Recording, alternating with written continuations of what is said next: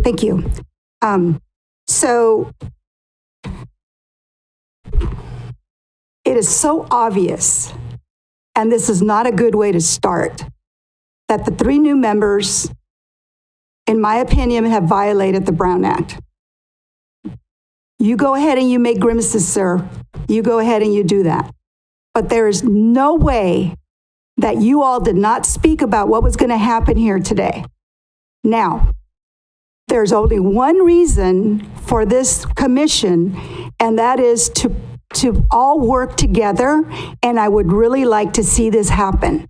So, if you claim you did not violate the Brown Act with the decisions that you had just made, then prove it when you all work together and move forward. Thank you. Thank you for your input. Any other public comment? No other public comment. We have a first and a second. Roll call vote, please. Commissioner Kosmicki? Yes. Commissioner Betancourt? Yes. Commissioner Stevens? Yes. Commissioner Zanger? Yes. Commissioner Jordan? Yes. 5-0 vote. Motion passes. Thank you very much. Then we would move on to 6.1, approval of minutes, December 12th, regular meeting. Do we have any comments, questions from the commission? Hearing none. Do we have public comment? If you'd like to make a comment, you can provide a speaker card, or on Zoom, press *9 or the raise hand icon. No comments. Can I entertain a motion, please? Motion to approve the minutes. In a second. Second. All those in favor, please say aye. Aye. Aye. Aye. Aye.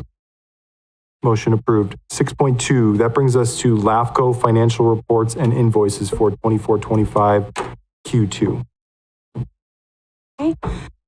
First, I'd just like to introduce myself. I know I've done that individually, but I'm Jennifer Stevenson, Executive Officer. Just here to help you in going through these meetings, and my other role is in processing applications that come to LAFCO. Also, you've heard the voice from the sky. That is Joshua Nelson, our legal counsel. He's very well informed and will pipe in whenever he has something to say. As far as this agenda item, financial reports. So approximately a year and a half ago, LAFCO decided to initiate or created a policy that required quarterly financial reporting for transparency purposes. What started out as kind of a formal quarterly reporting with a budget performance report and line item report that came from auditing they were 10 or 15 pages long that were often very hard to read. I transitioned into what's in front of you, which I call shadow accounting, which is generally what has been charged to date in an easier to read format from each budget or line item and what's remaining in that budget item. So if you have any questions about that, let me know. Or if you have a preference in going back to the way that it was done previously with the auditor reports, that's absolutely fine with me. This was just an easier summary to get to you in 2 pages as opposed to 15. Also, it was asked that I provide more detailed invoicing information with each of the quarterly reports that are submitted. So you'll see my invoices as well as those for legal counsel. And I think there's also conference reimbursement requests, et cetera, that are included in the packet under this item. So if you have any questions. First, go to public comment, please. If you'd like to make a comment, please provide a speaker card. On Zoom, you can press *9 or the raise hand icon. Elia Salinas. I just want to make it, bring to attention to the new members that Ms. Stevens has been doing a really great job, has brought us up to date. We were not getting the information, even though we were asking for a very, very long time. Please give us details. We were getting a bill for $5,000. I'm just throwing a number out. There was no details. Ms. Stevens has been giving details so that we know exactly what is being done. And you will see that a lot of the work has been done because literally for decades, if you go back and you look at the accounting, we've never done municipal service reports. The last one that was done, if I remember correctly, was Hazel Hawkins Hospital in 2014 and nothing else. So you're going to see, and you may question, why is, what's this all about? It is this commission trying to catch up with all the municipal services that are provided in San Benito County, even, from the water district all the way down to the cemeteries. And we haven't even hit that yet. So when you look at these numbers, you're going to wonder, wow, what's going on? Why are these numbers so high? Or, why was this number this month or this one then this month? And I know Ms. Stevens is not breaking you down, but I'm breaking it down because I asked those questions. Commissioner Betancourt and I, for a long time, was like, well, please let us know what's going on. So when you start seeing this, it makes it so much simpler to look at the description that she's done and what exactly has been done, and then you're going to be seeing the paperwork, or you're going to be seeing these MSRs come before you. So thank you. Thank you for your input. Any other public comment? No other public comment. Questions or comments? I just want to correct that it was not Miss Stevens, but it was Miss Stevens' son that Miss Salinas was referring to. I just want to make sure that everybody knows that I certainly have not, it's not this Miss Stevens, it's Miss Stevens' son. So thank you. Sorry about that, Miss Salinas. I just wanted to make sure that there was no confusion. So thank you. Commissioner Jordan? Thank you. This is way better than what we had before, and I appreciate all the work that goes into it. Thank you. Betancourt?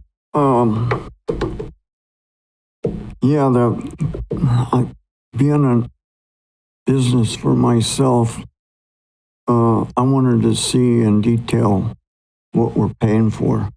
And Jennifer has done a very good job of doing that. That's all I got. No?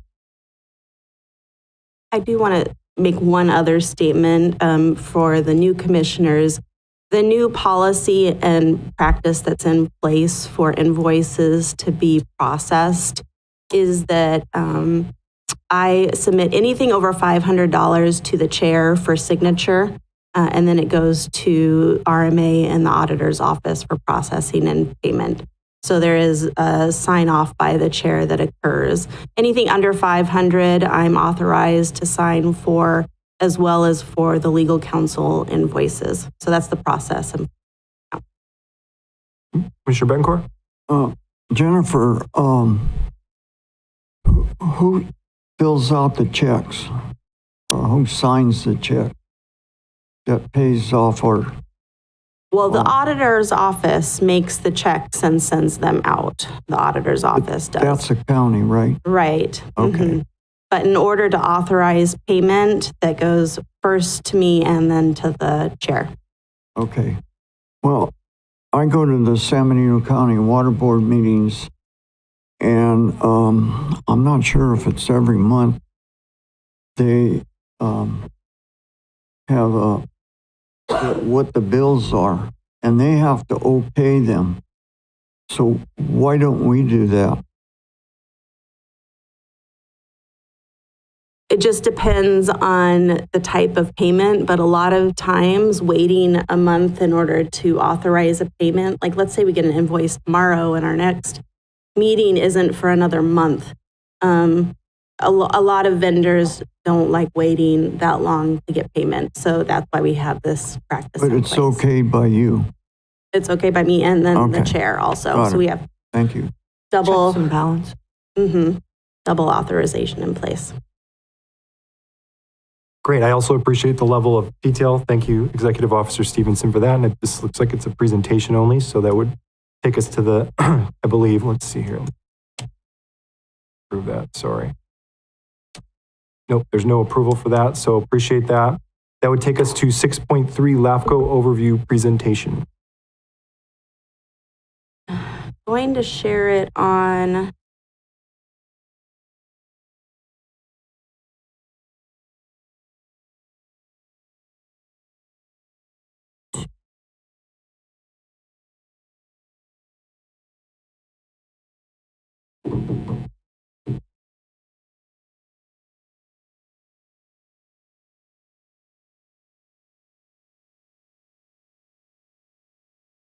Okay, so if you don't have it in front of you, I'm sharing up on this screen as well. I'm including this just as an introduction to local agency formation commissions for the benefit of the new commissioners. And it's always a good review for everybody else. So to start, just generally, I've already introduced myself. I introduced Josh, and then you have Vanessa, who is also clerk for the Board of Supervisors, but she provides support for LAFCO as well. We do have an office space over at the RMA building that has a lot of the archives and whatnot associated with LAFCO. I'm in there once to twice a month, but generally that's where our documents and whatnot are located. This is dated, sorry. I included this prior to the update. So the Board of Supervisors obviously has been updated in their representatives to Commissioner Kosmicki and Commissioner Zanger, and the alternate is Commissioner Velasquez. Okay, yep. And I'll update that here. It's already been updated on the website though. Then you have from Samuel Batista, Leslie Jordan, and from Hollister, Roxanne Stevens. The alternate for the city positions is EJ Sabatia. And then for the public members, you have Richard Betancourt and Elias Salinas is the alternate. And this, I should say, is a typical composition for most LAFCOs across the state. Not most, but a lot of LAFCOs. Some LAFCOs also have special district representation on them that would bring them up to a 9, 11 member board. 11 member board commission. 2 being 2 regular special district members and 1 alternate. So what is the Local Agency Formation Commission, or LAFCO? First of all, it's an independent regulatory authority of the state of California. It is not an arm or branch of any other agency in the county. So it is not part of the county itself. A lot of times, LAFCOs receive support from counties, so the lines become a little bit blurry on who's the responsible agency. In this case, we are an arm of the state of California only.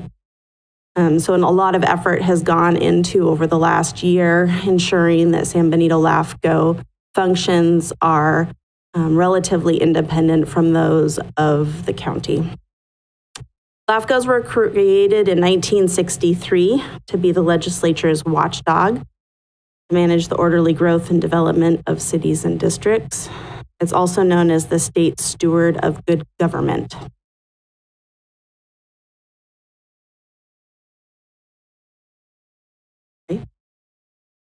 LAFCO's statutory mission generally is to encourage orderly boundaries of special districts and cities, to discourage urban sprawl, to preserve agricultural and open space, and to promote efficient and sustainable public services. Okay. So just an interesting story in my mind, to make this just a little bit easier to listen to. The reasons LAFCO was formed was World War II, post-World War II, there was a huge housing boom, population and housing boom in California. And it created development in the suburbs through migration on the streets. And there was a scramble to finance and extend services, but also to annex these areas that are growing and developing. And at that time, because LAFCOs were not in existence, the state legislature had to approve all annexations that occurred to special districts and to cities. So can you imagine, having to go all the way to the state legislature to conduct some kind of annexation process? And they were likely overwhelmed with the boom that was occurring. So they had a commission on urban problems that focused on the need to encourage orderly boundaries, and thus LAFCO was created. So it was the legislative solution in 1963. So LAFCO is over 50 years old. Actually 60 years old. No, let's see here. It provides local flexibility, which is unique in that there's local control. There's no state appointees or funding. There's a LAFCO in every county. Each LAFCO is independent, as I already mentioned, but they're also able to adopt their own local policies, which I sent out to each one of you. So you can address your own individual issues at a county level. 6 major revisions have been made to the state law over those 60 years, and it is entirely unique to California. No other state has LAFCOs. What were those major revisions? Do you recall off the top of your head? The last major revision occurred 20 plus years ago, prior to 2001, and then when they started requiring MSRs and regular sphere updates. So the name of the current law is the Cortese-Knotts-Hertzberg Act, so CKH, you'll hear it called. Can we save questions and comments for after the presentation, please? Oh, okay. Yeah, I'd Thank appreciate you. I won't remember. it. Just take some notes. Thank you. I'm sorry. You're fine. So, as I'll continue to mention, LAFCOs are independent. Commissioners make final decisions. You adopt local policies that reflect your local circumstances. Decisions cannot be appealed to other administrative bodies. LAFCO is the end-all be-all unless it's through the judicial system. That would be the only way to appeal a LAFCO decision. Is by court. And LAFCO staff is accountable to the commission and then to the statutes. I've already mentioned what the composition is. At least 30 plus LAFCOs statewide also include special district membership. And then some LAFCOs have special seats on them. That would be like Santa Clarita. And Los Angeles have particular seats that remain unchanged for particular special districts. And then these are the counties. There are a couple of more that have been added since this was made that have special district representation. LAFCO's funded through a budget process that must be conducted each year. You must approve a draft budget or proposed budget by April 15th, and then you must approve a final budget by June 15th, according to the code. It's funded by a share of the counties, the county, the cities, and in this case, that's it. If special districts were a part of LAFCO, they would also foot a third of the bill. Local funding formulas are allowed. There's not one in place here. And processing fees, so application fees for annexations, et cetera, help offset other expenses.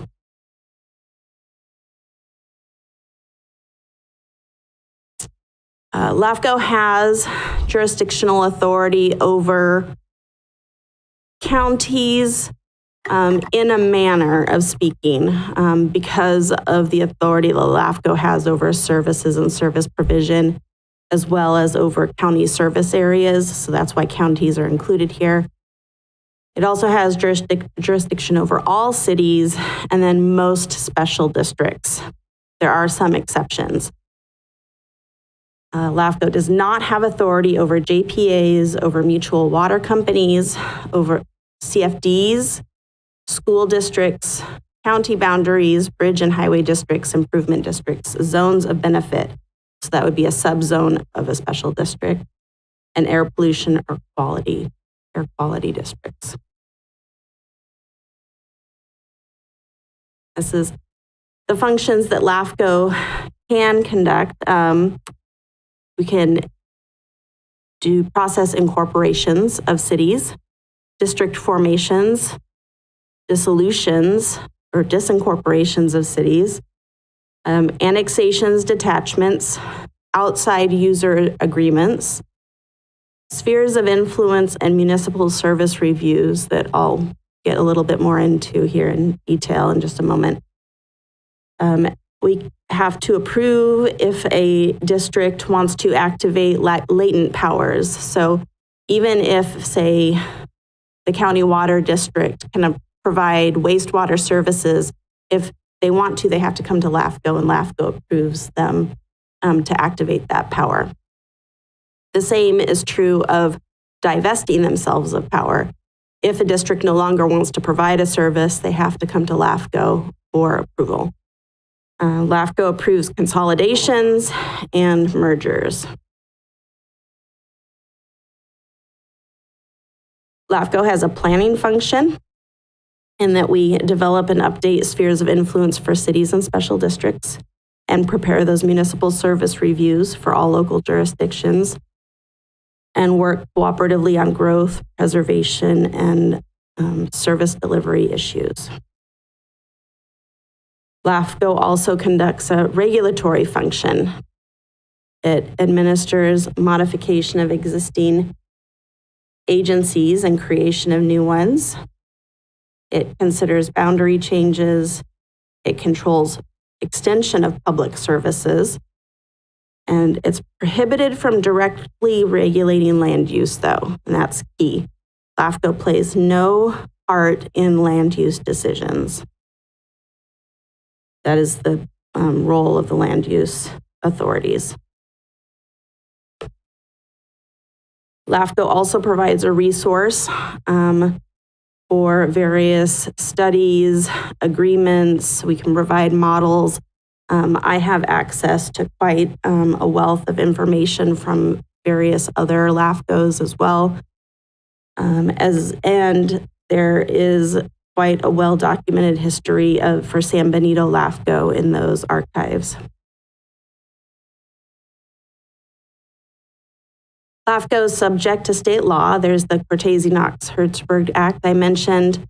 Of course, the Brown Act and Public Records Act, CEQA, is a major one. The Revenue and Taxation Code, the Political Reform Act, and other conflict of interest laws, as well as the principal acts for each one of the special district types. So each special district has its own type of principal act and own unique laws surrounding them. Okay. So just quickly, I want to describe one of the key tools available to LAFCO is the sphere of influence. And it's a plan for the probable physical boundaries and service area of a local agency as determined by the commission. So I tend to think of it as a communication tool. It's the area in which LAFCO will accept annexations or any other change in boundary. You can have different types of spheres of influence. You can have spheres that are larger, meaning that LAFCO anticipates that that district or city will grow. You can have spheres of influence that are smaller, meaning LAFCO anticipates that it will shrink and detach those areas. You can have a zero sphere of influence. That means that LAFCO anticipates dissolution of the special district. So quite a few different types. And to give you an idea, here's a a representation of it. City of Hollister is in gray, and its current sphere of influence is the red dotted line. So in order for LAFCO to approve an annexation for the City of Hollister, it has to be within the sphere of influence. So right now, we would only be accepting annexation applications for those areas inside the red dotted line.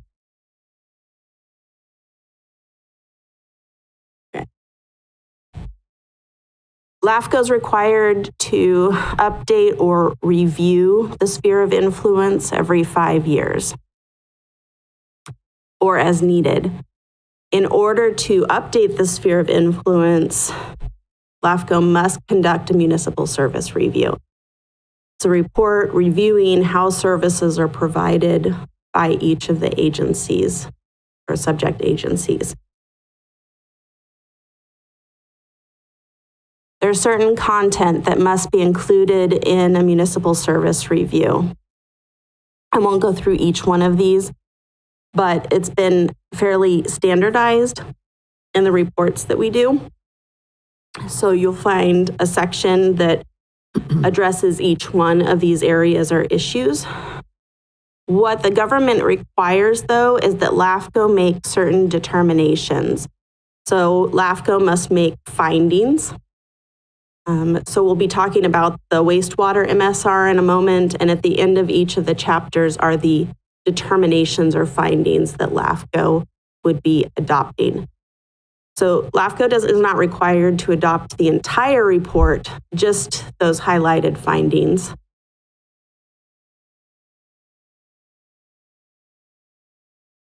In San Benito, the last MSRs were conducted in 2007 and 2014. So it's been more than 10 years since municipal service reviews were completed. The ones conducted in 2007 were, I would say, cursory. They were very high-level service reviews, so you don't get much detailed information. So they're pretty out of date. So the commission developed an MSR work plan, and it was designed to capitalize on the work that was being done during each round. So at present, you're looking at the wastewater municipal service review. Because the City of Hollister and City of San Juan Bautista have chapters already in that document, we can reuse that information and then add for each of the other specific services that they provide. And we will be doing their MSRs with the rest of this fiscal year. Following that will be the water district MSRs, because we've already partially covered some of the services they provide in the wastewater service MSR. And then after that, the fire protection and healthcare district, and then finally the county service areas, the cemetery district and the resource conservation district.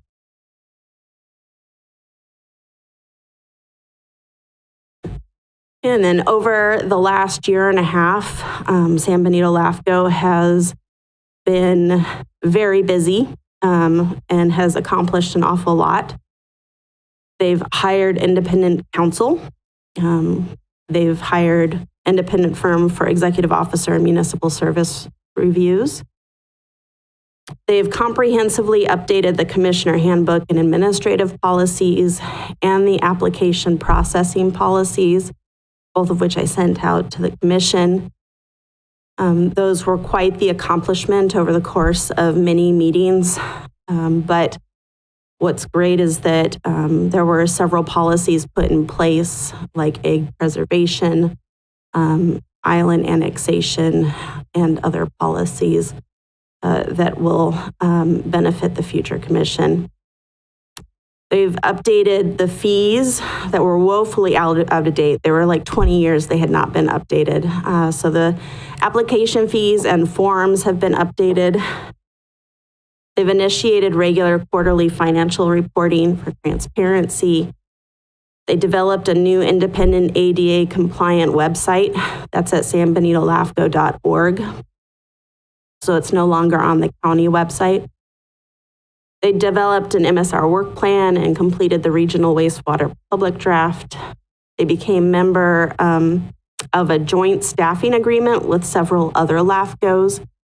I think Santa Cruz LAFCO, Marin LAFCO, and a few others, which involves if there is ever a case in which I don't have the capacity to do something that needs to be done, then those executive officers or other service providers at those LAFCOs can jump in and help out. And that was put in place because LAFCO had gone for so many months without an executive officer. So it provides a safety net to prevent against that. LAFCO's conducted outreach to special districts through workshops and meeting attendance, and Commissioner Betancourt was honored as Commissioner of the Year by CalLAFCO. And that's it. Go to public comment, please. If you'd like to make a comment in chambers, please provide a speaker card. On Zoom, you can press *9 or the raise hand icon. No public comment. Questions or comments from the commission? Hearing none. It was a presentation, so we would, I did actually, had just a few thoughts actually, and I'll bring this up later as well, but I noticed it mentioned that some LAFCOs had special district membership, and we talked this week, Jennifer, a bit about the past and what's occurred with the special district issue. And in summary, you mentioned that basically 5 of 9 would have to approve joining LAFCO in order to have 2 of them join. And there was a deadline. And so 2 of 9 approved the resolutions, 2 others were interested. We were waiting to hear back. There was a funding formula issue with the healthcare district, concerns from the healthcare district about having to pay a large portion. And then there were maybe a couple others that had some level of communication back. So the question I have is, what would the process look like if there were enough special districts? As of right now, in December, the LAFCO commission paused for a year from the LAFCO side. But what would it look like if, for instance, 3 more special districts came forward and approved resolutions, and now there were 5 of 9 that wanted to join? What would it look like, and what would the timeline look like of when that would occur? There's no mandated timeline, but if 3 others came forward with similar approved resolutions, then that would mean that it has passed. It is essentially passed a vote of the special districts, and that then I, as executive officer, would call an election of the special districts so they can choose their representatives for LAFCO. And how quickly would that happen? I would likely recommend that it line up with an easy date as far as funding goes, because like start of the fiscal year or something like that. Okay, great. A couple more questions. Then just want to make clear that I saw that the local funding formulas are allowed. I'll bring that up later. And then, I think I'll just bring it up during future agenda items. But Commissioner Betancourt? Jennifer, would you explain the funding part of special districts?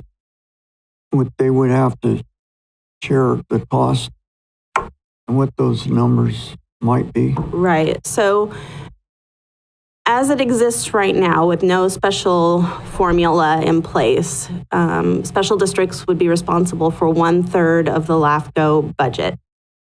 And then it is allocated to each one of those 9 special districts based on their revenue, the ratio of their revenue over the sum of all revenues of all special districts in the county.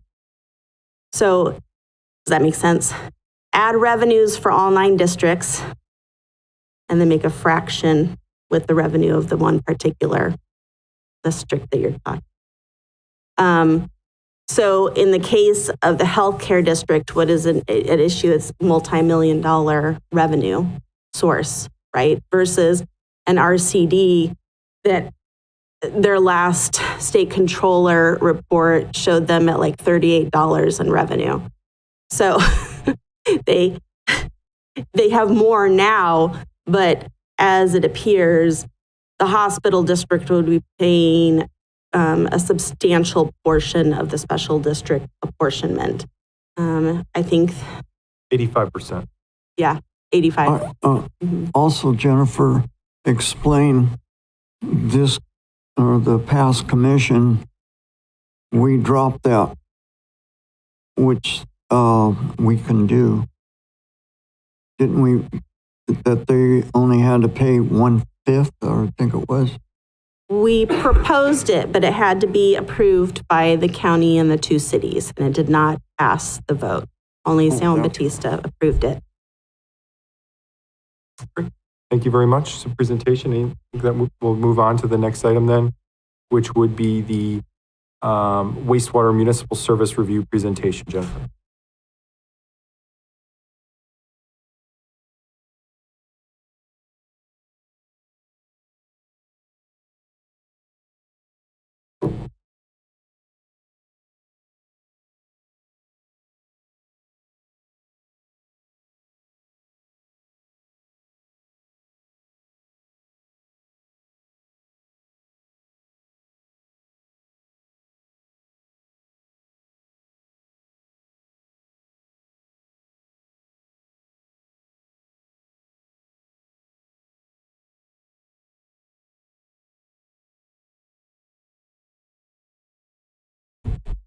So this is the wastewater services municipal service review. It's the first in the plan, the work plan for the 5 fiscal years, because there seemed to be a lot of interest in moving forward any some kind of governance structure option to address the issues of concern. It includes all wastewater providers in the county that are subject to LAFCO. I have a list here, which only ends up being 7 agencies in total. This process was started over a year ago, and there's an ad hoc committee that was Mayor Casey and Commissioner Bettencourt that have reviewed the MSR, and then it has gone to the districts and the cities for review and comment, and then was subsequently released at the beginning of December for public review. So that's the report that you have in front of you in your document. At the last meeting, the commission was asked when to set the public hearing to consider adoption of those determinations that I had mentioned. And the public hearing was set for the February meeting. So we're here right now. I can take comment from the commissioners after we finish here. If there's anything you like incorporated into the report or edits made, this would be a great time. Otherwise, I did extend the comment deadline until close to the end of January. So if you have other written comments that you want to submit to me, that would be great as well. So we've already discussed what a municipal service review is and what it's used to inform. And there is that list of determinations that LAFCO must come to, but I'll highlight the one of interest here, and that's the one, second from the bottom, is accountability for community service needs, including governmental structure and operational efficiencies. And what this means is, are there governmental structure options that would improve efficiency of services? And that's the focus here of this presentation, because the idea was how to address wastewater services in the county.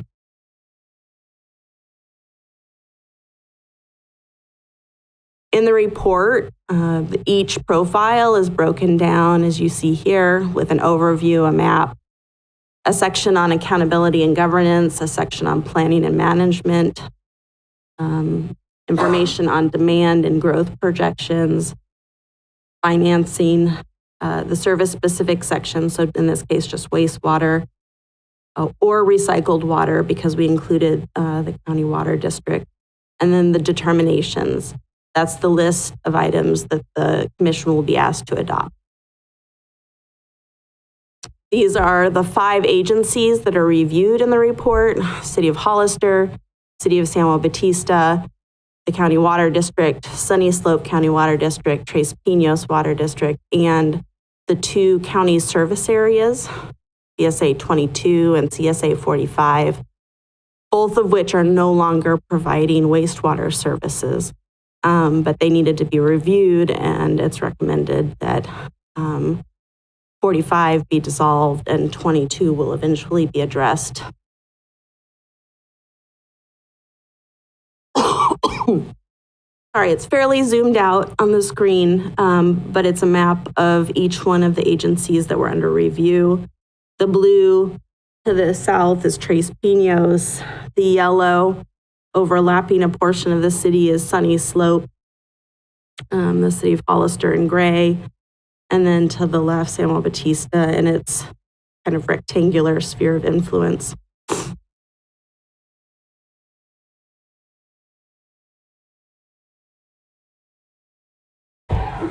A couple of items that we'll also be addressing that need to be brought up.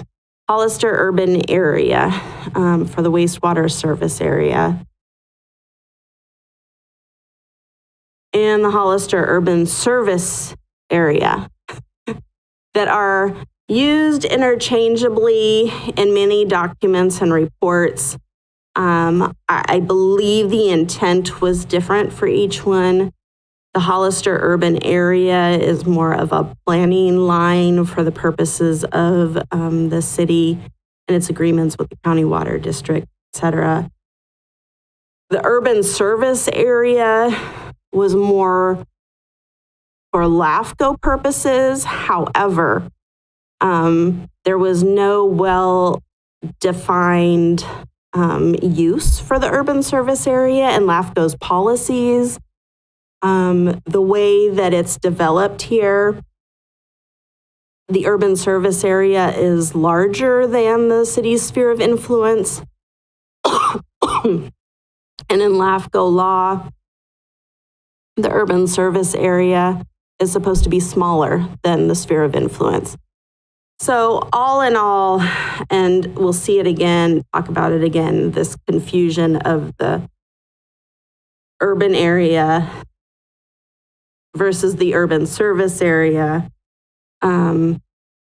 But we ultimately recommend that the Hollister urban area be renamed as maybe a planning area to avoid confusion.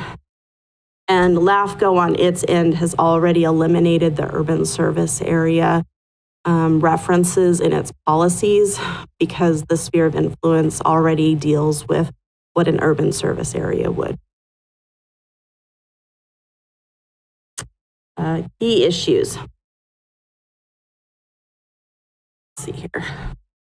It's so very small. I am sorry.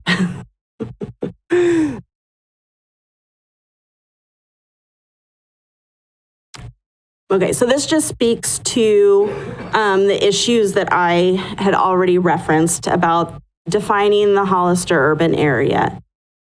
Urban areas are defined in government code as developed or undeveloped land within the city sphere of influence that's proposed to be served during the first 5 years of the adopted capital improvement program.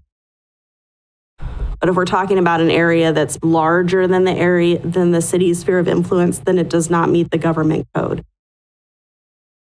It's also the boundary around an urban area shall be called the urban service area and shall be developed in cooperation with a city and adopted by a commission. It's very unclear. The history also is very unclear in LAFCO's records because you see an adoption of the urban service area in 2012, but an expansion in the 1980s.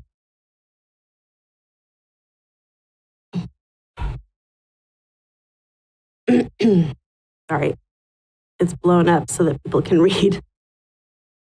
In any case, you can see that there's confusion about the urban area versus the urban service area, and that is all in the report. And this is more of the same. I'm going to skip ahead to talk about that. So, the city receives wastewater flow from outside of the city limits. The San Juan Bautista MOU was completed in 2021, and the San Juan Oaks connection was approved in 2016. The City of Hollister also provides additional wastewater treatment to the Sunny Slope County Water District as an alternative to or substitute for the wastewater service already being provided by the district. In addition, there are areas outside the city limits from which the city receives wastewater flow, including a small housing development, the County Public Works Planning Facility, and the labor camp located south of the city near Hospital Road and Southside Road. The various out-of-area connections have raised concerns that fees and charges paid by Hollister residents for the maintenance and operations of the Hollister wastewater system are benefiting out-of-area communities. Although that's the public perception, residents receiving out-of-area connections are charged a payment amount and at times a surcharge. So, for example, the agreement with the city of San Juan Oak indicates that San Juan Oak pays Hollister an amount for the wastewater treatment services based on the wastewater treatment rate. So, all of this said, you have all of these out-of-area service agreements that likely probably should not have been approved based on LAFCO law in the past. So one of the recommendations that will be coming up is that LAFCO create a firm and clear process for processing applications for out-of-area services. In this case, in the policies, they've been updated and some of those policies have been clarified, including the exemptions, where applicants are now required to come to LAFCO for LAFCO to define that they are exempt from the requirements of applying to LAFCO. So an agency cannot determine on its own that it is exempt from coming to LAFCO. LAFCO must find it exempt.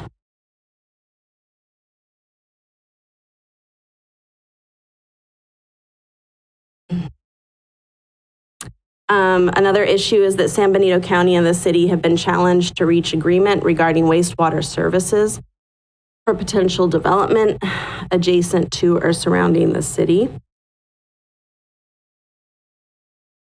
Also, the city of San Juan Bautista's 2016 general plan and sphere of influence and urban growth boundary was never approved by LAFCO. So it is still out of date. So that will be part of this review as well as the city MSR reviews that we talked about will be occurring over the next several months.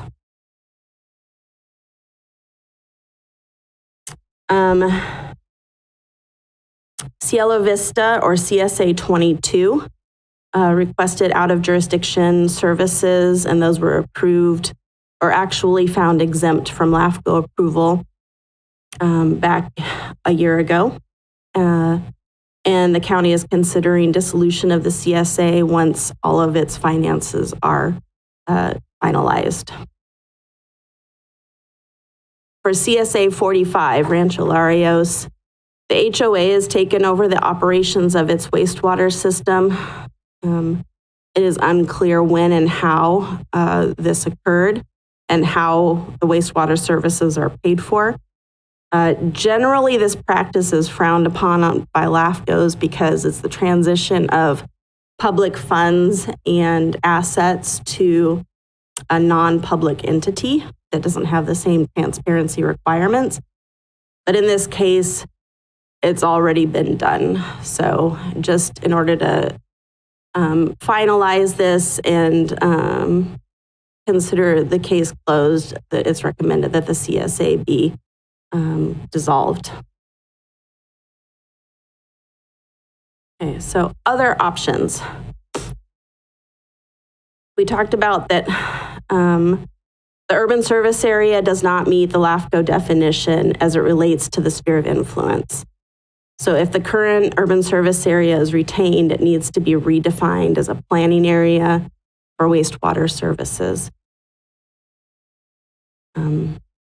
The city updates the urban service area as it relates to the sphere of influence or presents it to LAFCO for approval is the other option. And then evaluate the function of the Hollister urban area and determine whether this boundary can be retired or needs to be updated.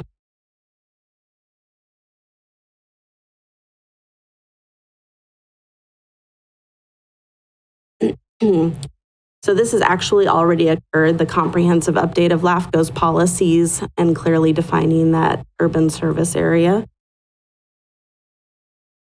So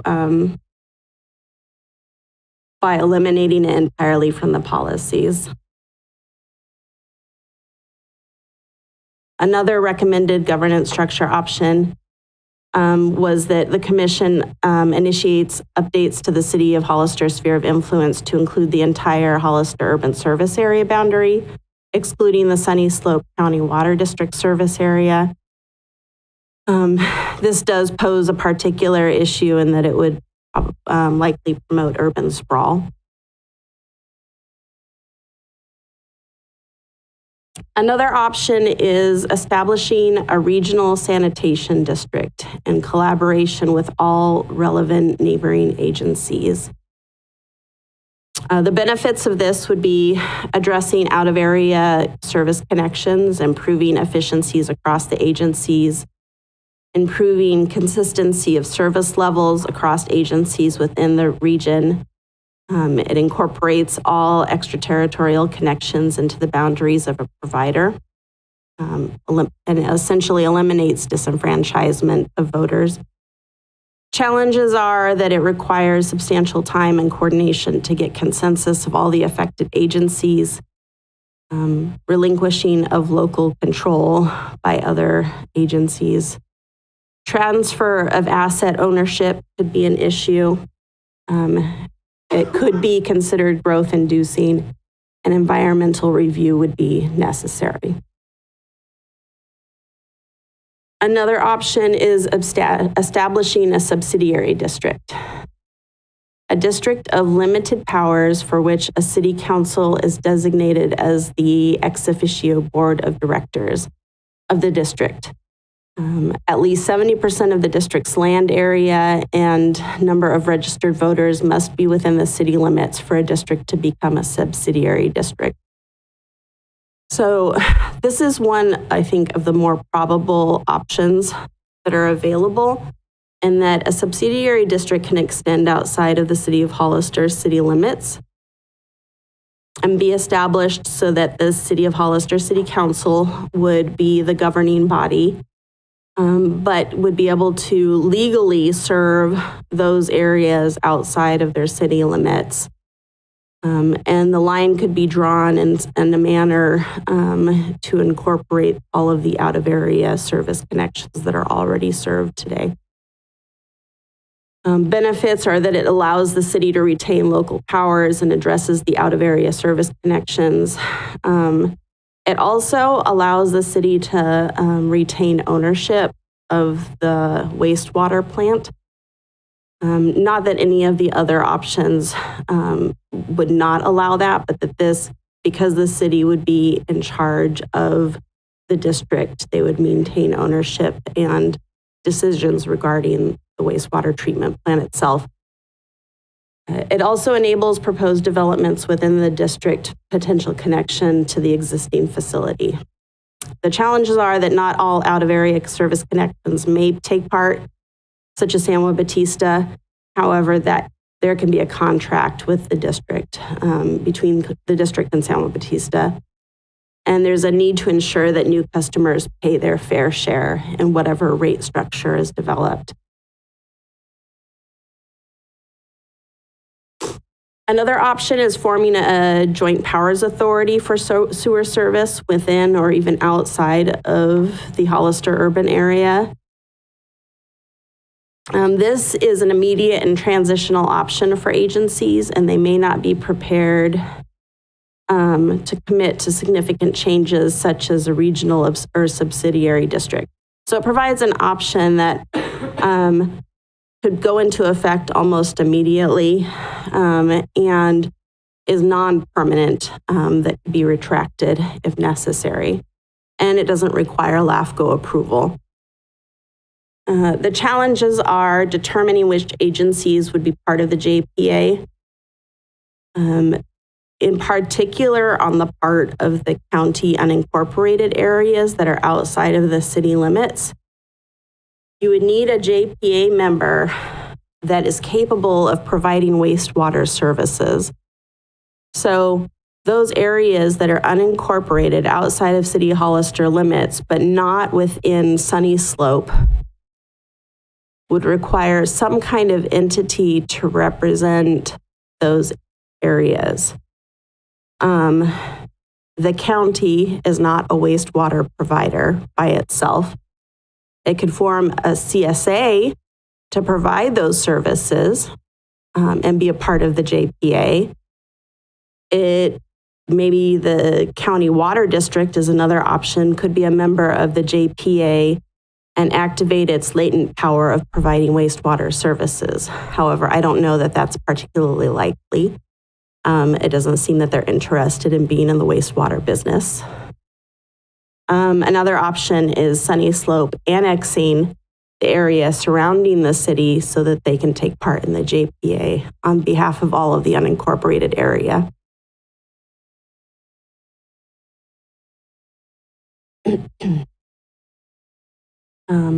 Recommended governance structure options. Let's see here. That the county, or like I mentioned, the county water district, if it were to activate that latent power, buy a part of Hollister's wastewater capacity to provide services to new developments near Hollister. This could be done in combination with the JPA. The benefits are that it addresses Hollister's several out-of-area connections. The county can approve new developments without concern about available wastewater services. It would provide an additional revenue source for Hollister and ensures new customers outside of the city are paying their fair share. Challenges are that it's possibly growth-inducing without constraints. An environmental review may be necessary, and it's dependent on Hollister's available wastewater capacity. Another option or recommendation is for the county water district to activate its wastewater services latent power and contract with the city for services in unincorporated areas. They must apply to LAFCO to begin providing sewer services. This does address Hollister's several out-of-area agency connections, and the county can approve its new developments. However, it may require district voters or property owners' approval and will require environmental review and will depend on the agency's willingness to activate that power. It's recommended that San Juan Bautista adopt an updated sphere of influence, ensure it's LAFCO approved. We're working on the dissolution of CSA 22 and 45. And then the consolidation of Tres Pinos and Sunny Slope County Water District, which would really be the annexation and dissolution of Tres Pinos. At present, for water services, Sunny Slope is going to be annexing the Tres Pinos territory and taking on water services. It seems as though it would be more efficient if it also included wastewater services at the same time. And obviously there's a lengthy list of challenges to reorganization, and we've gone through many of those already. So I'll just cut to the end if there's any questions. Go to public comment, please. If you'd like to make a comment in chambers, please provide a speaker card. On Zoom, you can press star 9 or the raise hand icon. No public comment. Questions or comments? Commissioner Betancourt? First of all, Jennifer, I basically have a question on dissolving CSA 45, which is Rancho Larios. That's just the sewer, but I understand that in the past that the CSA was included the water. Is that gone now or is just sewer? It was just sewer and they're inactive now. They do not provide Okay. any services. Let me see. Boy. I'll forget it. I ain't going back. Questions, comments? I did have a few. So questions, what are the implications or possible consequences when it comes to opening the door for more growth with this document? So the intention isn't to open more growth. It's really to address the out-of-area service connections that have already been made, and then how to provide services, if they're desired, moving forward. And those services to areas that to be developed would be up to the city in the city limits and up to the county outside of that. So that's up to those land use decisions on whether those areas get developed or not. Really, it's to put a structure in place for services to be offered to existing customers, and if there is a need, other adjacent customers to the city. But it's essentially opening the door for this concept of a regional wastewater.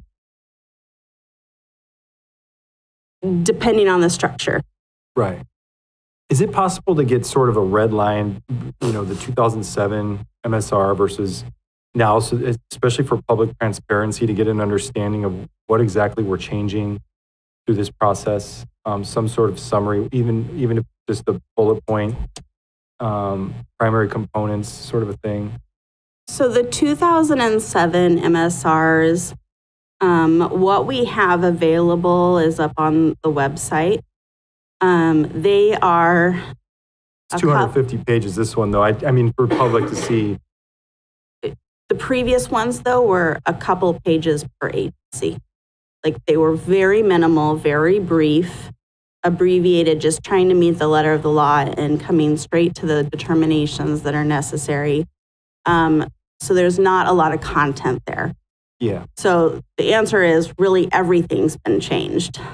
Gotcha. Yeah, I can provide you the old copies of the old ones, but... Oh, and that's a good, I think that because there's so much here, and because this was developed under the prior LAFCO leadership, we have a new Hollister Council, we have a new San Benito County Board. I believe that alone should should prompt the halting of this process where we stand, so we can get a better understanding of the implications of this. Some concerns I have. We have a recently adopted general plan from the prior city council, a sphere of influence that's now in limbo, may go to a referendum, it may come to the city council, and they'll be making decisions on the general plan, wastewater, those are big topics. And I think, again, that'll also add to, I think it would be prudent to hold off and halt movement on this. I'm not interested in the county buying part of the wastewater plant until we learn more about the growth-inducing mechanisms that are mentioned. And it certainly would be, I believe. I also am not sure why the city of Hollister, who has invested $120 million in a wastewater facility, would be so willingly opening the door for its use and potential for massive residential growth. I just think we need a better breakdown of, again, what the implications are of this document when it comes to those issues, to potentially take out some of these mentioning of some of these prospects of regional wastewater. We have a new mayor. They've got a lot to sort of tackle and to get a good understanding of these prior decisions that were made. And I I also would just like to see a real analysis of all aspects of this document as they relate to potential growth implications, and to clearly lay out the potential implications for growth section by section in the document. And as far as, moment here. Yeah, and then, so I would, if there aren't any other comments, I would make a motion that we, to whatever extent we have, I know the prior LAFCO commission established a hearing in February. If at all possible, I'd like to pull back on that, to halt that process, to suspend the MSR work plan schedule indefinitely until we get a better understanding of the growth implications, and provide a report to commissioners breaking down all the key changes and all the components of the MSR that could potentially lead to more growth, and for LAFCO to give further direction at a later date. That's I just think this is a big, big topic, and there is new leadership at the City of Hollister and the San Benito County Board, and I would like to know more clearly what the implications are as it relates to growth and opening the door for a regional wastewater plant. That was a concept that was under development under prior leadership. Chair, can I make a comment? Yes, of course. It's my understanding that this is not a growth-inducing process. Is that correct? Correct. The document just identifies options. There's nothing, in no way can LAFCO initiate any one of these changes of organizations. That would be up to the member agencies themselves, not LAFCO. And it's purely intended to be an identification of what the options are. And then clearly identify what the benefits and challenges would be. And then it's up to the city, the county, other affected agencies to come to an agreement on what they want to do. And who has this document? Who has seen this document already? Has the City of Hollister and the city manager of the City of Hollister seen this? Yes. And has the Board of Supervisors seen it? It's been available to everybody. And how long did the LAFCO Board Commission work on it over the last year? We started the process in September of 2023. So it's been over a year that this process has taken place. The City of Hollister has this document and has had the opportunity to make comment? Yes. Thank you. I absolutely would not go along with delaying this process any longer. I'm thrilled that there's new folks in here, but this has been, we could do this year after year after year with every MSR and every document that we go through. LAFCO has been, in 22-23, has been stagnant. And the last year and the end of the year before, the commission has made great strides in doing this. And if we do this for everything, next year we're going to have a whole new, I believe it's a waste of time. So I have a question. Yep, Commissioner. So I just wanted to, the question is more about process, and I think it goes along the lines of what both commissioners were just talking about in terms of the purpose, the expectation, the process of getting public comment. What would they be commenting on? My expectation would be that when this goes out, there will be questions. Whether or not there is an intent behind growth, just having the word in the document, which it does appear in the document, as well as it alludes to development, potential future development, will spur public question and comment around what this document is about and what this actually means. So I want to make sure that I understand the process. What happens with public comment? How does that happen? And then what exactly on the document are they going to be reviewing and commenting about that impact specific decisions that we would make? So the entirety of the document is available for public comment. They can comment on any section in the document. And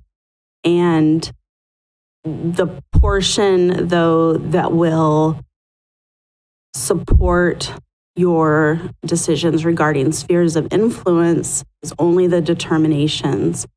So those highlighted findings that are at the end of each of the chapters are what is actually being adopted.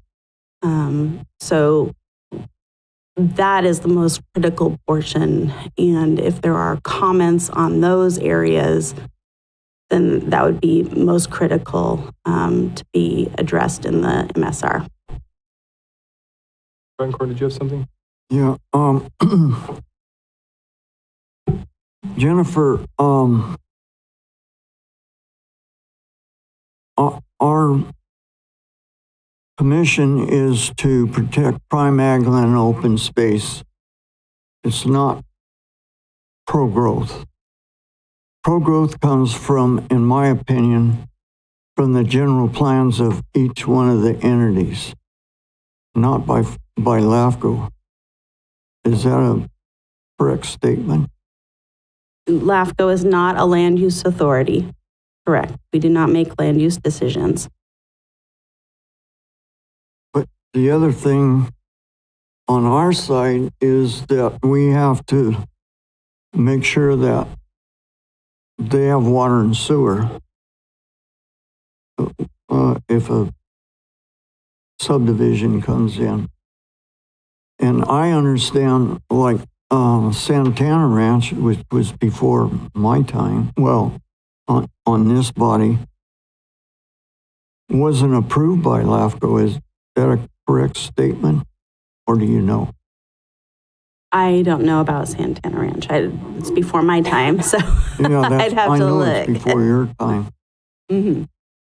I just That's my make a understanding. comment about Commissioner Beckman? just sort of like Sorry, Stephen. elaborating on that, not elaborating, but just following that comment, is that although that is not LAFCO's role, that is not the role, ultimately, any decision that is about any kind of service, any kind of public service such as water and sewer, ultimately opens the door. And that's why this is what I think, just reading this document, is why it is referenced in this document, because it could in the future impact that. So I think it's really important. I appreciate that it's included in the document because transparency obviously is the most important thing, my opinion, especially in this environment. So although I agree that that's not the role of LAFCO, it still is, it can impact growth and it likely will impact growth in the future, depending on the kind of decisions that we make. So I just wanted to just put Thank you. that out Public there. comment is closed. I'm an alternate member and I have the Allowed to right. speak as an alternate, you're not up here. Actually, I can, sir. Point of order. Can I get a legal opinion here? So the commission does allow alternate commissioners to participate in the discussion. That's ultimately a policy decision that can be revisited. It's up to the commission. There's 5 commissioners. I don't quite understand why the alternate would be taking part in the discussion. She gets to choose when she's a member of the public and when she's a commissioner. No, she's always an alternate commissioner. And it's in the bylaws that the alternate commissioner can just get up and speak whenever she wants. I would have to check to see if it's phrased that way in the bylaws. But what the commission has done historically is allowed the alternate commissioner to participate in discussion, but that's at the will of the commission and can be modified going forward. Yeah, I'm not going to allow it today. Can we take a vote on that? Josh, It's through the chair. Yes. Josh, are you there or can you hear me? I can hear you. Okay. Also, the alternates can go into closed session, is that correct? Yes, so alternate commissioners can participate like other commissioners during meetings. That has been the commission's practice. But they But that don't is have a not a vote. requirement of the law. That's by policy of the commission. Right. I only have a comment. I don't have a vote. I have information. Other commissioners have participated in public comment when they have information or when they have an opinion on what it is that the subject is on. If you guys want to just keep it, if you can keep it brief, we do have to revisit this because Can I don't think it's Yeah, normal can I for an just make a alternate. comment too? And I do, I mean, always, I will hope that we allow for as many voices to participate as possible. Here's my only concern, and I'm just going to put this out there. And it's okay. I mean, it doesn't really matter in terms of Ms. Salinas' comment today. This is kind of like, it doesn't matter whether that happens or not. But here's my only concern about continuing this practice is my alternate is not here. It's not listed either on the list. And I would, in the future then, would ask that my alternate be here present all the time so that I'm sure that we have all the voices. The point of my understanding of the role of the alternate is to be available for discussion and voting when I'm not available. But otherwise, I just want to make sure that as we move in the future, if this will be our practice, that I will then make sure that I always have an alternate in the audience. Otherwise, I just think that it changes the role of the commission. So that's just my only comment. But in terms of Ms. Lee speaking today, I don't have an opinion on that. Go ahead, if you can keep it brief, please. Okay, so all I just want to say is that the primary responsibility of LAFCO is to preserve prime ag land. It is not the job, it is not in the description, it is not the authority of LAFCO to want to go out there and campaign for growth.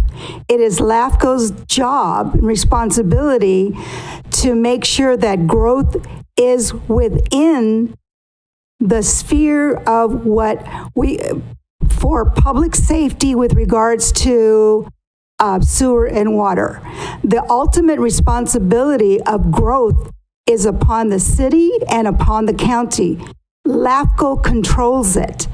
If you want to approve a housing project or a company, a new building, and they are within the sphere of where they can get sources, that doesn't mean that LAFCO can approve it.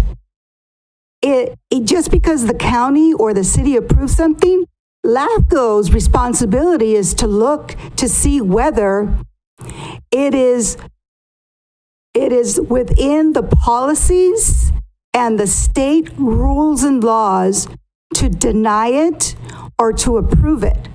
We don't have a say-so, a personal opinion. It is just based on the law. So going back and saying that what has happened for the last year and a half is because the previous administration on the commission were pro-growth is completely inaccurate. And please don't think that way, because that is not what this is all about. This is about putting it out there in black and white. What is the responsibility? And at the end of the day, the responsibility is on the county and the city for growing. It is not the responsibility, nor is it any part of what LAFCO does. Thank you. Thank you. And I would also like, I'm sorry, if you could have the Hollister city manager, I believe would also like, and you've closed public comment, but you can as a courtesy allow him to speak. No, Thank and you. I know Commissioner Zanger has something to say. Well, no, go ahead now. I was just going to say that I would like a firm interpretation from legal. If you could send an email just to clarify if this is in the bylaws. If it's not in the bylaws, it makes I'm sorry, I've never seen this before. It makes no sense for alternates to get up and just participate at will in these meetings. It's not orderly whatsoever. There's one public member. There are not two. It would be very bizarre if Ignacio Velasquez got up when he wanted. It would be very bizarre if Roland Resendez got up at will, and we're not going to allow it for public members going forward. They do have the right to speak during public comment. Thank you. And Chair, thank you. I can provide a written a reply. I did have an opportunity, and appreciate Ms. Stevenson also texting me, just to confirm, in the bylaws do allow alternate members to attend and participate in meetings. We can provide that, of course, as I noted previously, that's at the discretion of the commission and can be revisited if that was the commission's pleasure. And I'll have another future agenda item at the end of the meeting then. Thank you. Thank you. It's at the discretion of the commission, not the chair. Right. Okay, thank you. Josh? That's correct, but if the chair wanted to place it on a future agenda to be revisited, that would be at the pleasure of the commission.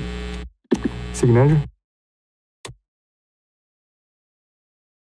Thank you for the opportunity, David Marioni, City Manager, City of Hollister. Just to clarify, it is out for public review. The administrative draft is a normal process that comes at the staff level for corrections that are not substantive as for recommendations of the body.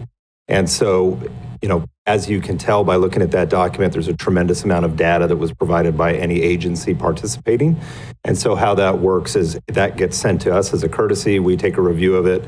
If there's any changes that need to be made, it's not to the substantive side of it, it's more to the data that was there.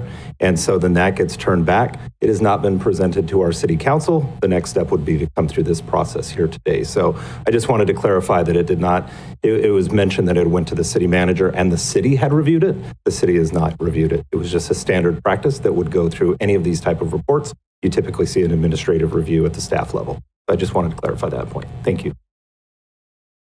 Anything else? No, did you make a motion? I will. We're providing input. I would like to get consensus to at least as a cautionary move, considering the changes on the county board and the city council, to suspend the schedule indefinitely, postpone the February hearing, and provide a report to commissioners that further breaks down all the key changes and components of the MSR that could at least imply that we are looking at mechanisms that would lead to more growth. That would be the motion. And I would just add the comment that focusing on the notion of a regional sewer plant is implying to the public and decision makers that it's an option on the table. And this would be putting that option on the table, and I do not agree with that option. And that's why I believe we should at least pull back on this and at least further maybe have discussions at the board level and the city council's levels before we go further. But my motion was the first part. Second. All those in favor, roll call vote? Commissioner Kuzmicki, Yes. Commissioner Zanger, Yes. Commissioner Stevens, Yes. Commissioner Betancourt, No. Commissioner Jordan, No. 3-2 vote, motion passes. Thank you very much. And then that would take us to 6.5, documenting historical LAFCO out-of-area service approvals. I'm just asking for commission direction to go ahead and conduct kind of an audit of the archives. I've had a couple of public requests for information recently regarding if particular parcels have approved out-of-area service agreements from LAFCO. Up until the new policies were updated, there is now a sunset in place if out-of-area services are approved. They have to be used within, I believe we said 3 years. Otherwise, they sunset. That has not been the practice in the past. So if it was approved 20 years ago, it's still in place, even if they have not made use of it. So I've found 2 different parcels that has is affecting, but would like to conduct a more thorough review of all of the LAFCO archives, and that will take a couple-day process to go through and find out which ones were actually completed and which ones are in use and not in use, et cetera. So just asking for commission direction to be able to do that. Thank you. Public comment? If you'd like to make a comment in chambers, please provide a speaker card. On Zoom, you can press *9 or the raise hand icon. No public comment. Comments or questions? Seeing none, do we have a motion to direct staff to conduct an audit of LAFCO records as stated? Yeah, motion moved. We have a first. Motion made. Do we have a second? I'll second it. Second, all those in favor, roll call vote? Commissioner Kuzmicki, Yes.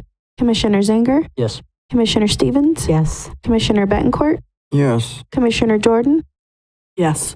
5-0 vote, motion passes. Thank you very much. That takes us to 7.1, Executive Officer Communications. Let's see here. Hopefully I can go through these fairly quickly. The first item is the property tax negotiations and status. At the last meeting, the commission directed me to communicate with both the city of Hollister and the county regarding the need to move forward on tax sharing, a tax sharing agreement for the Glenmore annexation that we now have 4 annexation applications that are kind of lined up. So we need to get this process in motion so that these others can move forward and not be slowed down by this process. Typically what happens for tax sharing and annexation application is that I notify the auditor's office and the assessor's office that an annexation application has come to LAFCO, and they provide information regarding the tax rate areas that are affected, and then the city and county would come together and come to a tax sharing agreement. Presently, there is already a master tax sharing agreement in place for both commercial and residential between the city and the county. However, that's only for city-initiated annexations. For non-city initiated applications by the property owner, that still has to go through this tax sharing agreement process. And so that's where we're at. So that communication is in your packet. I know there was staff turnover at the county level, so I think it just led things to kind of die out and get lost in the shuffle. So I think both entities are now back on it and working towards some kind of agreement for that Glenmore annexation. Number 2 is we have an annexation application from Aromas Water District for a single parcel for an individual that his well has dried up and he's been trucking in water for 2 years. Similar situation is that it also needs to go through a tax sharing agreement process.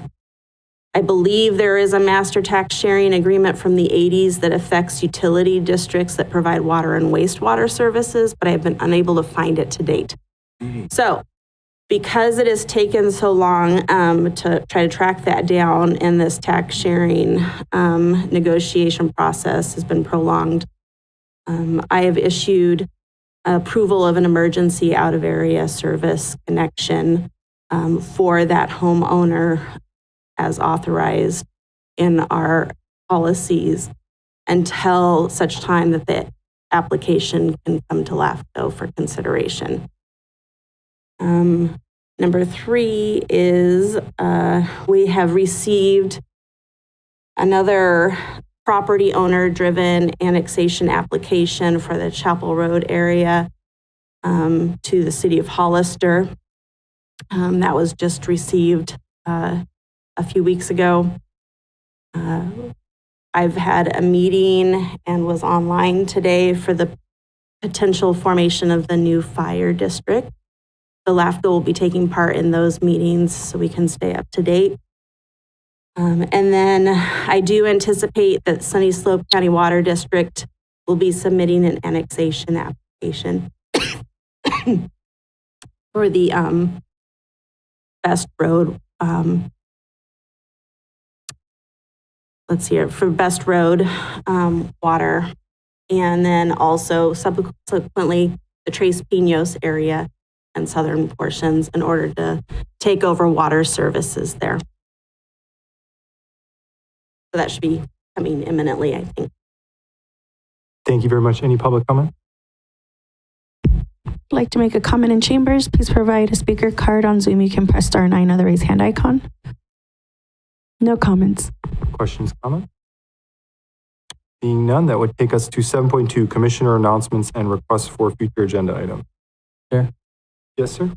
Yeah, just future agenda item. I'd like to propose changing the bylaws in terms of the policy that allows alternates to participate at will, as I don't think that is the correct function of the alternate. When the delegate is present. Thank you. Help. So we would need at least three commissioners to agree with that. Can I ask for a friendly amendment to make it clear in the bylaws that alternates are allowed as anyone else to speak during public comment? Yeah, of course. I mean, I assume that's, sure, yeah, we can put that in. Yeah, I think that's, I didn't think that needed to be stated, but for clarity, we can throw that in, yeah. Yep. So Yeah, I do we think, do a vote on these or do you just do consensus historically? A vote? Vote. Okay. Roll call vote, please. yeah. I'm sorry, could I Make a get the comment? Oh, second? I'm sorry, Commissioner Betancourt, comment? I was one of the persons Oh, I'm that sorry, pushed for on it. future items, if I may interrupt, because in the practice of the county board, it's not a discussion, it's just we're not actually debating the issue, we're just asking whether to bring it back to debate it further later. So I don't know what the bylaws necessarily state on this, but future agenda items are not meant for debate in my experience, they're meant for just deciding whether to bring back items for debate later, Okay. if that is okay. Roll call vote, please. I'm sorry, who was the second? I think there's a Second. Oh, yeah. Commissioner Kuzmicki, Yes. Commissioner Zanger, Commissioner Stevens, Yes. Commissioner Betancourt, No, Commissioner Jordan, No. 3-2 vote, motion passes. Do we have other comments or future items? And I do have a couple. I would like to, and as the chair, it's been explained to me, and I'd be fine otherwise getting votes, but I do have the right as the chair to place items on the agenda, so I'll be bringing an item back to immediately repeal LAFCO's initiation, despite the fact that there's a pause stated in the prior meeting to immediately repeal LAFCO's initiation and invitation to special districts to join LAFCO, distribute a letter to all special districts declaring that the local LAFCO is not interested in initiating special district participation in LAFCO, and removing special district participation section from the homepage of LAFCO's website and other prominent places, such as social media or elsewhere where LAFCO has promoted this direction. And then as another item, I'd like to bring back asking, having the LAFCO review the local funding formula option for potential changes to develop a local funding formula with regard to special districts. And I would like to propose as a starting conversation to have special districts, because they make up 9 of 12 jurisdictions, that they would pay 75% of the total of the LAFCO costs. And then to additionally review jurisdictional costs among Hollister, San Benito County, and San Juan Bautista. Do we have anything else? That would bring us to our adjournment. So we are adjourned. Thank you.